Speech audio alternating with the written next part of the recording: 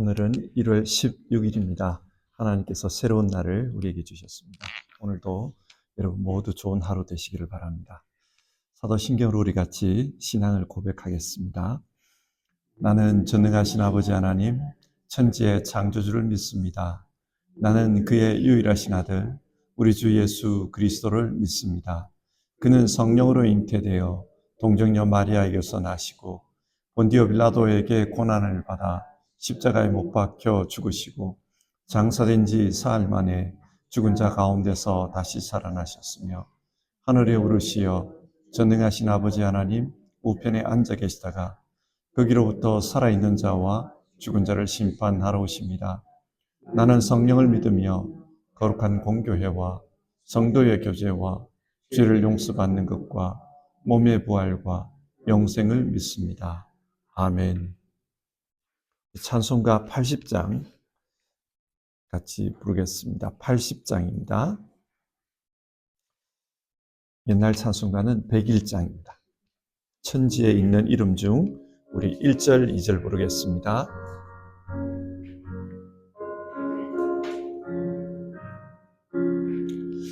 천지에 있는 이름 중 귀하고 높은 이름 주 나시기 전 지으신 구주의 이름 예수 주 앞에 내가 엎드려 그 이름 찬송함은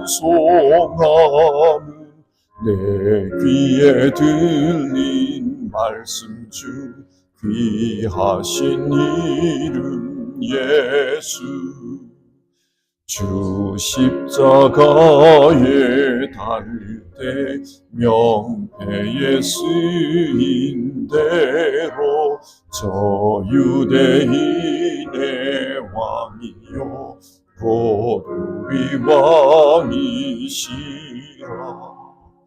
주 앞에 내가 엎드려 그 이름 찬송함 내 귀에 들린 말씀 중 귀하신 이름 예수 기도하겠습니다.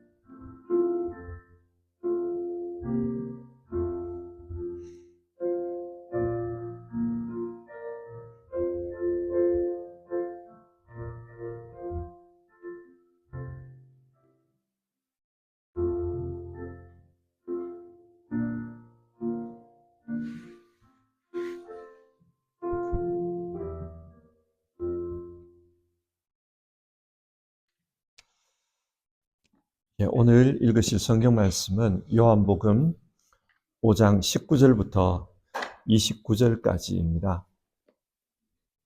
요한복음 5장 19절부터 29절까지 말씀을 교독해서 읽겠습니다. 19절입니다.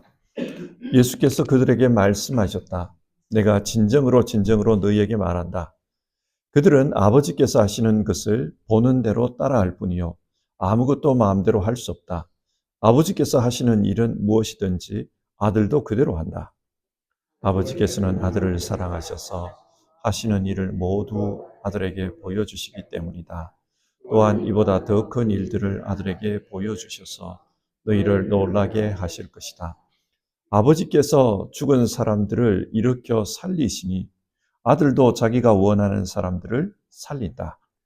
아버지께서는 아무도 심판하지 않으시고 심판하는 일을 모두 아들에게 맡기셨다. 그것은 모든 사람이 아버지를 공경하듯이 아들도 공경하게 하려는 것이다. 아들을 공경하지 않는 사람은 아들을 보내신 아버지도 공경하지 않는다. 내가 진정으로 진정으로 너희에게 말한다. 내 말을 듣고 또 나를 보내신 분을 믿는 사람은 영원한 생명을 가지고 있고 심판을 받지 않는다. 그는 죽음에서 생명으로 옮겨갔다. 내가 진정으로 진정으로 너희에게 말한다.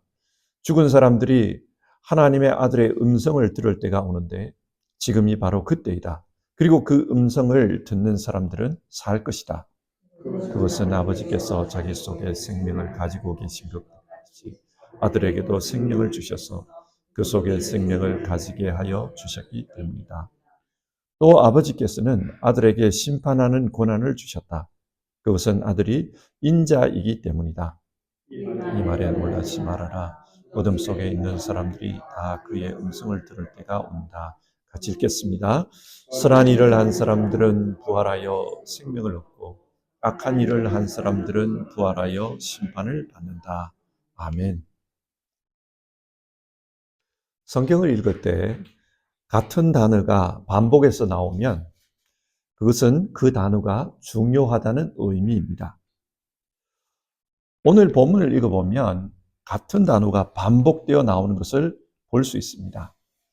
아버지라는 단어가 6번, 아들이 8번, 생명이 5번, 심판이 5번 등장합니다.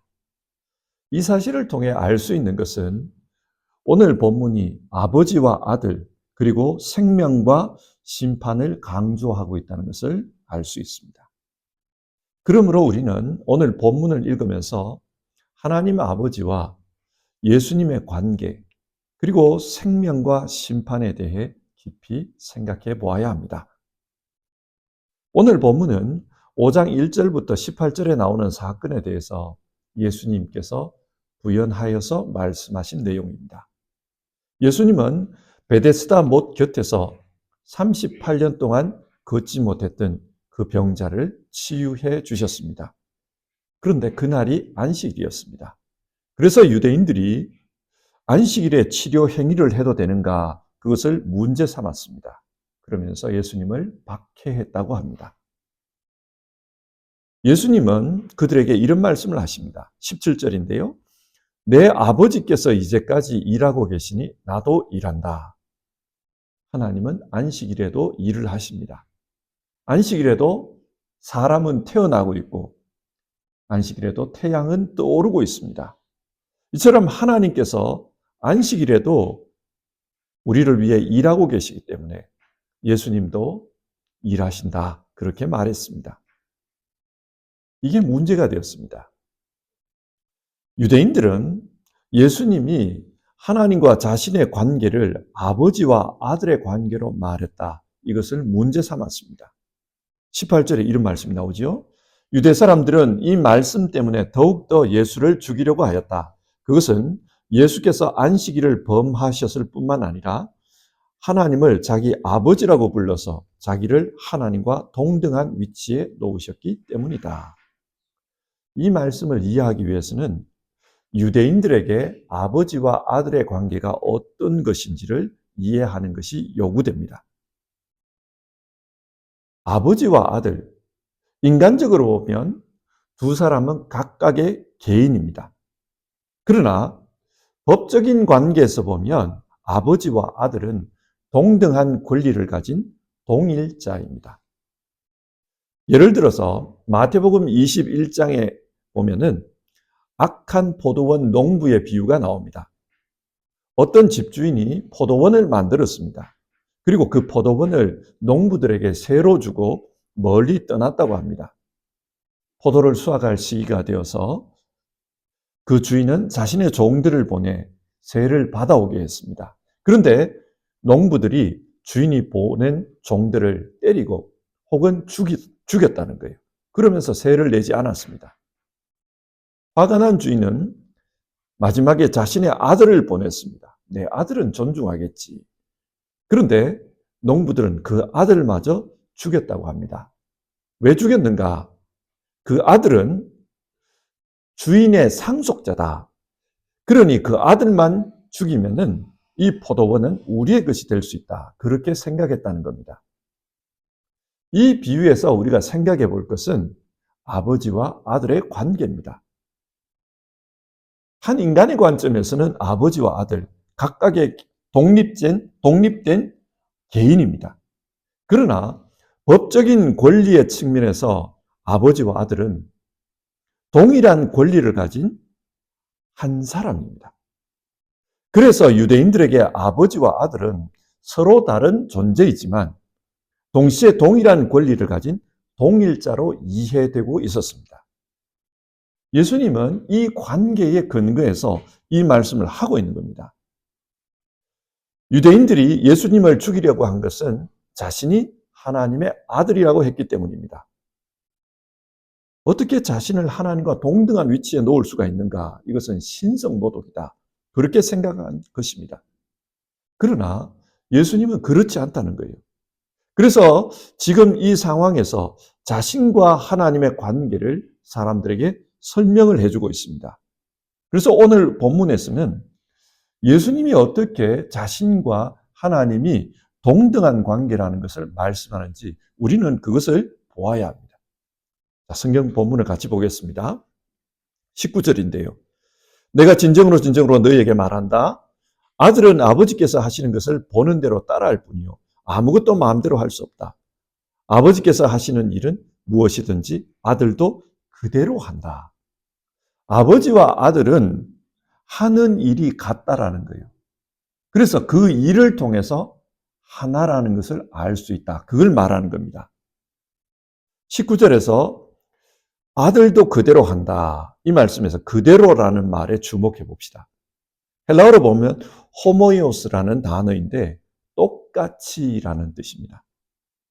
그러니까 아들은 아버지가 하는 일을 똑같이 한다는 겁니다. 여러분 이게 무슨 의미입니까? 아버지와 똑같이 일한다는 것은 아버지와 똑같은 능력이 있다는 뜻입니다. 아버지와 똑같은 능력이 있다는 것은 그 아버지가 하나님이시니 자신도 하나님이라는 뜻입니다. 요한복음 1장은 이 사실을 미리 선포하고 이야기를 시작했습니다. 태초에 말씀이 계셨다. 그리고 그 말씀은 하나님이셨다. 예수님이 하나님이라고 했습니다. 예수님이 하나님이기 때문에 하나님 아버지가 하시는 일을 자신도 한다는 것입니다. 하나님은 안식일에도 일하십니다.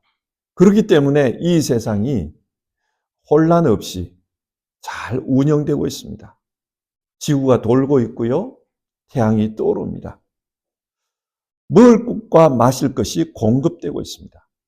이처럼 예수님도 이 세상을 위해서 일하신다는 겁니다. 그런데 이런 말로는 예수님이 하나님이라는 것을 믿기가 어렵습니다. 그래서 예수님은 어떤 일을 보여주려고 하는가? 21절인데요. 아버지께서 죽은 사람들을 일으켜 살리시니 아들도 자기가 원하는 사람들을 살린다. 사람을 살리는 일은 아무나 할 수 있는 게 아닙니다. 하나님만이 할 수 있습니다. 그런데 예수님께서 그 일을 하신다는 겁니다. 태초에 인간이 창조될 때를 한번 생각해 보십시오. 하나님께서 사람에게 생명을 불어넣었습니다. 그래서 사람은 살아있는 존재가 되었습니다. 이처럼 사람을 살리는 일은 하나님만 하실 수 있습니다. 성경을 보면은 엘리야도 죽은 자를 살렸고 엘리사도 죽은 자를 살렸습니다. 그러나 여러분, 이 사람들이 자기 능력으로 사람을 살린 겁니까? 아닙니다. 하나님께서 그들을 통해 일하신 겁니다. 그렇다면 예수님께서 죽은 나사로를 살린 일도 엘리야가 죽은 자를 살린 것처럼 그와 비슷한 것일 수 있습니다. 그렇지 않습니까? 그런데 다른 부분이 있어요. 어떤 게 다른가?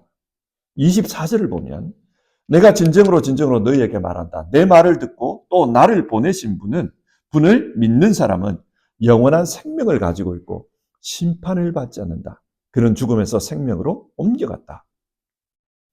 엘리야가 살린 것은 육신을 살린 겁니다. 그런데 예수님은 죽은 나사로의 육신을 살리는 일도 하시지만 죽은 영혼을 살리는 일도 하신다. 그래서 영원한 생명을 주신다는 겁니다. 요한복음 3장에서 예수님과 니고데모가 대화를 합니다. 그 대화의 주제는 영원한 생명에 대한 것이었습니다. 어떻게 하면 영생을 얻을 수 있는가? 여기서 말하는 영원한 생명은 하나님과 같은 생명입니다. 하늘의 생명, 영적인 생명입니다. 예수님은 그런 생명을 사람들에게 주실 수 있다는 겁니다. 어떤 사람들에게 그 영원한 생명을 주십니까? 5장 24절을 보면 내 말을 듣고 또 나 보내신 분을 믿는 사람은 영원한 생명을 가지고 있고 예수님의 말씀을 듣고 하나님을 믿는 사람들에게 영원한 생명이 주어집니다. 예수님의 말씀을 듣고 하나님을 믿는 사람들, 그들에게 예수님은 죽음에서 일으켜 세우십니다. 부활을 약속하십니다. 그래서 예수님은 죽은 자의 부활에 대한 이야기를 하시는데요. 21절을 보면 아버지께서 죽은 사람들을 일으켜 살리시니 아들도 자기가 원하는 사람들을 살린다. 예수님께서 죽은 자를 살린다는 겁니다. 예수님은 죽은 자가 살아나는 일, 마지막 때에 주님의 음성을 듣고 죽은 자가 살아나는 일, 이 일을 통해서 자신이 하나님이시라는 것을 보이겠다고 말씀합니다. 두 번째로 예수님은 심판하는 일을 하십니다. 하나님께서 세상을 심판하듯이 예수님 자신도 심판하는 일을 한다고 합니다. 그래서 자신이 하나님이라는 거예요. 여러분, 심판이 무엇입니까? 심판은 인간의 삶에 대해 최종적인 판단을 내리는 겁니다. 창세기 3장에서 사람은 선과 악을 알게 하는 나무의 열매를 먹었습니다. 선과 악을 알게 하는 나무가 무엇입니까? 무엇이 선하고 무엇이 악한지를 판단하는 능력입니다.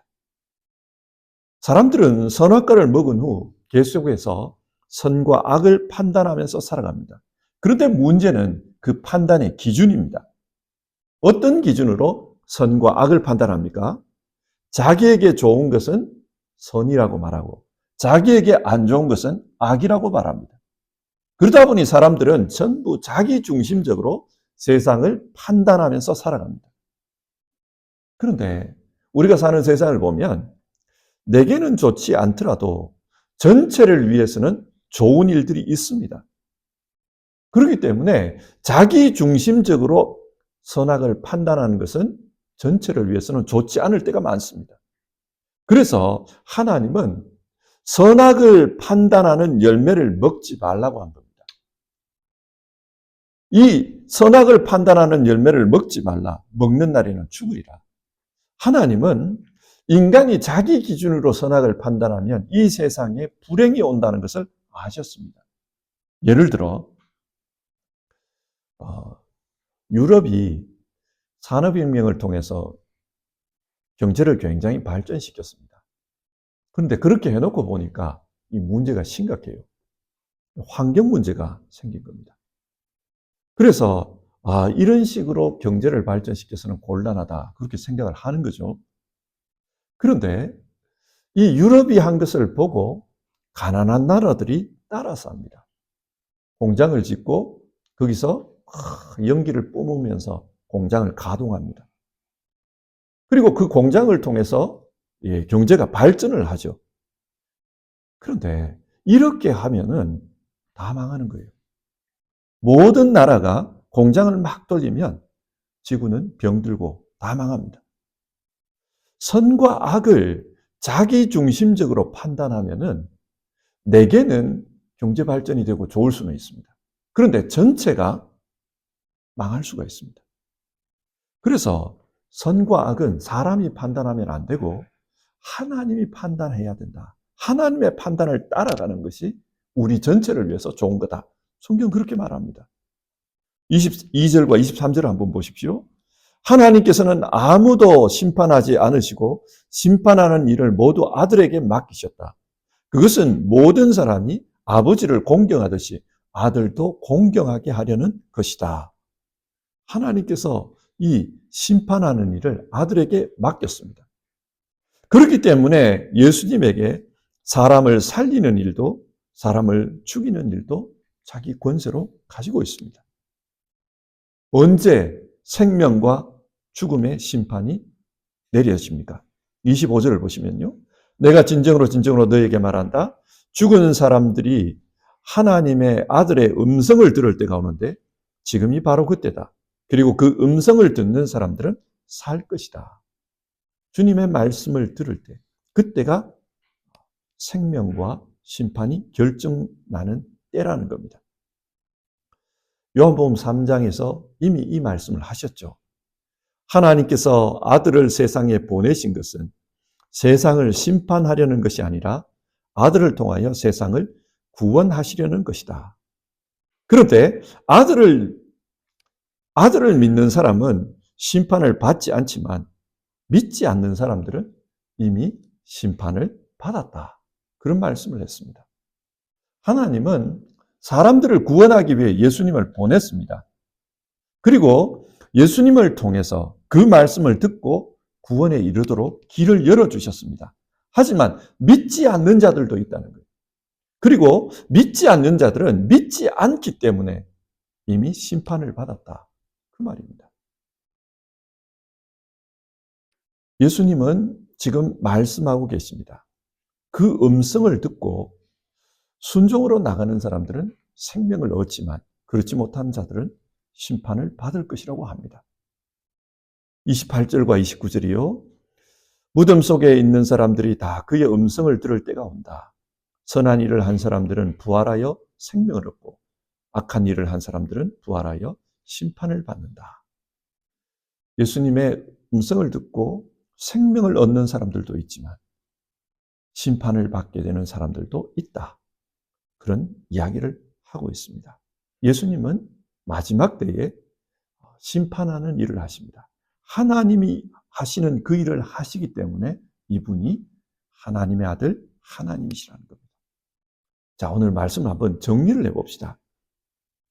오늘 본문은 앞에 나온 사건과 관련해서 예수님과 하나님 아버지의 관계를 설명하는 내용입니다. 요한복음은 예수님과 하나님이 동등하신 분이다. 그렇게 말합니다. 그런데 예수님이 하나님과 동등한 분이라는 것을 어떻게 알 수 있는가? 오늘 성경은 그 하는 일을 통해서 알 수 있다는 겁니다. 하나님 아버지가 하시는 일을 예수님이 하신다면 예수님도 하나님 아버지와 동등한 분이라는 거예요. 하나님께서는 우리에게 생명을 주시고 또 세상을 심판하는 일을 하십니다. 그처럼 예수님도 우리에게 생명을 주시고 또 세상을 심판하는 일을 하시기 때문에 하나님과 동등한 분이라는 겁니다. 그렇기 때문에 예수님을 믿어야 우리는 영생을 얻는다. 그걸 말하는 겁니다. 어떤 책에서 읽은 이야기입니다. 테러리스트 2명이 있었어요. 이게 가정이에요. 가정한 이야기. 테러리스트 2명이 있었는데 이 테러리스트들이 학생들이 타고 다니는 그 스쿨버스를 테러하려고 했어요. 그래가지고 그 사회에 문제를 일으키려고 했습니다. 그래서 아무도 없는 때에 그 버스에 폭탄을 설치를 하는 거예요. 폭탄을 설치하다 보니까 배가 고팠어요. 그래서 우리 점심 먹고 하자. 그렇게 된 겁니다. 그래서 도시락을 열어가지고 점심을 먹는데 한 사람은 이 도시락이 있는데 한 사람은 없는 거예요. 그래서 도시락을 가져온 사람이 없는 사람에게 음식을 나눠주면서 같이 먹자 그런 거예요. 여러분, 이 사람이 착한 일을 한 거죠, 그죠? 네, 자기가 가지고 있는 것을 나눠줬으니까 착한 일을 한 게 맞습니다. 그러나 지금 이 사람들이 무슨 일을 하고 있습니까? 사람을 죽이기 위해서 테러를 하고 있습니다. 자, 이런 테러를 하면서 옆에 있는 친구에게 음식을 나눠줬다고 그 사람을 착한 사람이라고 말할 수 있을까요? 마찬가지입니다. 우리는 하나님에게 악을 저지른 사람들입니다. 그런데 악을 저질러 놓고 옆에 있는 사람들을 도와주기도 해요. 내 가족을 사랑하기도 하고 내 친구를 도와주기도 하고, 그래서 스스로는 나는 착한 사람이다, 그렇게 생각하는 겁니다. 그렇게 생각한다고 해서 그 사람이 착한 존재일까요? 성경은 그래서 우리를 죄인이라고 합니다. 하나님을 부인하고 하나님을 무시했기 때문에 죄인이라는 겁니다. 그런데 죄는 구체적으로 어떤 행동을 하는가, 그것도 중요하지만 누구에게 그 행동을 하는가, 그게 더 중요합니다. 예를 들어 한번 생각해 보십시오. 지나가는 개를 발로 찼습니다. 독일에서 만약에 남의 개를 발로 찼다, 그러면 그 사람은 경찰에 붙들려 가서 벌금을 물게 될 거예요. 그런데 그 발로 차는 게 개가 아니고 사람이었다고 합시다.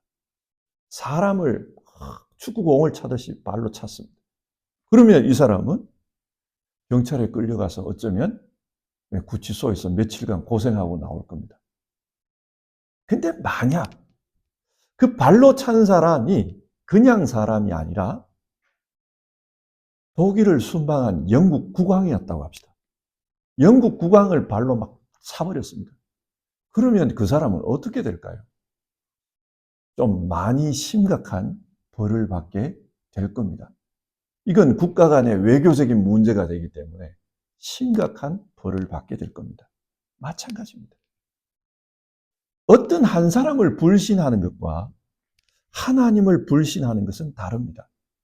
내가 내 옆에 있는 사람을 무시하는 것과 하나님을 무시하는 것은 다릅니다. 그래서 하나님을 믿지 않는 것이 왜 죄가 되느냐? 하나님을 무시하는 것이 왜 심각한 영원한 벌에 처해집니까? 우리는 그것을 생각할 수 있습니다. 그런데 예수님은 영원한 벌에 처해질 우리들, 하나님의 원수였던 우리들, 그런 사람들을 위해서 대속의 사역을 하신 겁니다. 그래서 영원 형벌을 면하게 되었습니다. 그래서 성경은 우리에게 그 예수님을 믿으라, 그 예수님을 믿고 예수님을 따르라, 예수님을 사랑하면서 그 예수님을 따라 살면 그 사람에게 영생이 주어진다, 그걸 말하는 겁니다. 여러분, 우리가 예수님을 믿고 살아야 될 이유가 그게 있습니다. 오늘 하루의 삶을 살면서 예수님이 우리에게 어떤 일을 하셨고 우리가 하나님에게 어떤 일을 했는지 그것을 생각할 수 있기를 바랍니다.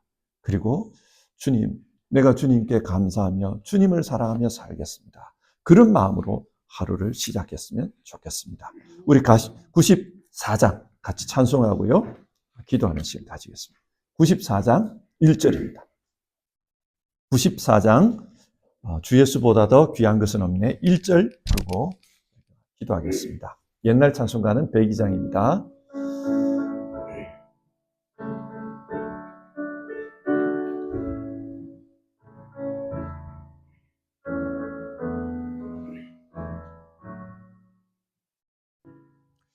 주 예수보다도 귀한 것은 없네, 이 세상 부귀와 바꿀 수 없네, 영죽을 내 대신 돌아가신 그 놀라운 사랑 잊지 못해, 세상 즐거움 다 버리고 세상 자랑 다 버렸네, 주 예수보다도 귀한 것은 없네, 예수 밖에는 없네. 같이 기도합시다. 오늘 성경은 예수님이 하나님의 아들이시다. 그리고 그 예수님이 우리를 위해서 살리는 일, 생명을 살리는 일, 그 일을 하신다. 그리고 마지막에 심판하는 일을 하신다. 그 이야기를 합니다. 그래서 예수님을 믿고 살아야 영생을 얻고, 예수님을 믿고 살 때 생명의 부활로 우리가 살아날 것이다. 그 이야기를 하고 있습니다.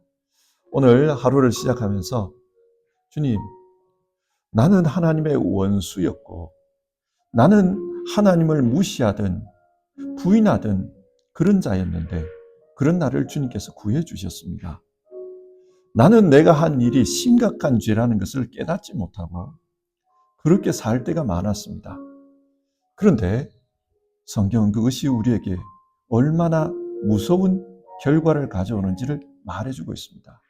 내가 오늘 이것을 깨달았으니 그런 나를 위해서 십자가에서 대신 죄 값을 치른 그 주님 사랑하면서 살기 원합니다. 주님을 믿고 주님 사랑하며 주님 따르면서 살겠습니다. 오늘 그 마음으로 우리가 같이 기도하고 하루를 시작합시다.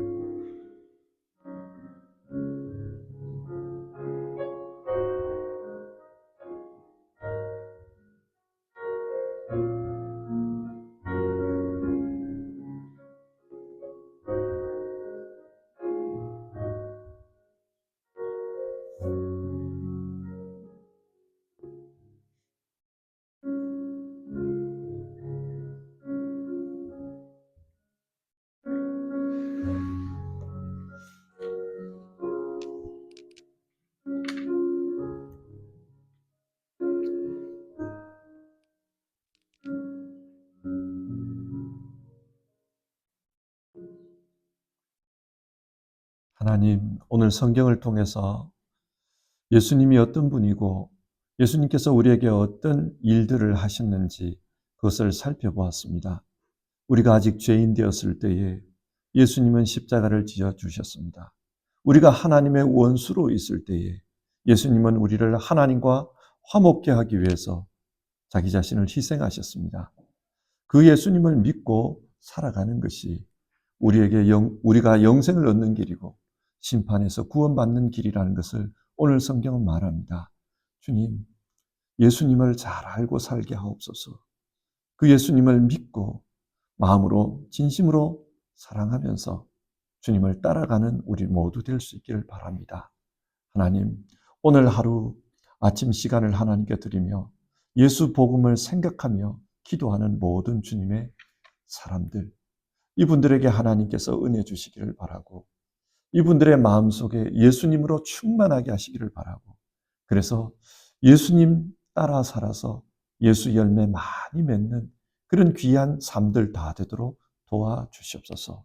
오늘 하루의 삶 가운데도 하나님의 은혜가 넘치고 하나님의 축복이 있기를 바랍니다. 우리 주님 예수님의 이름으로 기도드립니다. 아멘. 주기도문 하겠습니다. 하늘에 계신 우리 아버지, 아버지의 이름을 거룩하게 하시며 아버지의 나라가 오게 하시며 아버지의 뜻이 하늘에서와 같이 땅에서도 이루어지게 하소서. 오늘 우리에게 일용할 양식을 주시고 우리가 우리에게 잘못한 사람을 용서하여 준 것 같이 우리 죄를 용서하여 주시고 우리를 시험에 빠지지 않게 하시고 악에서 구하소서. 나라와 권능과 영광이 영원히 아버지의 것입니다. 아멘.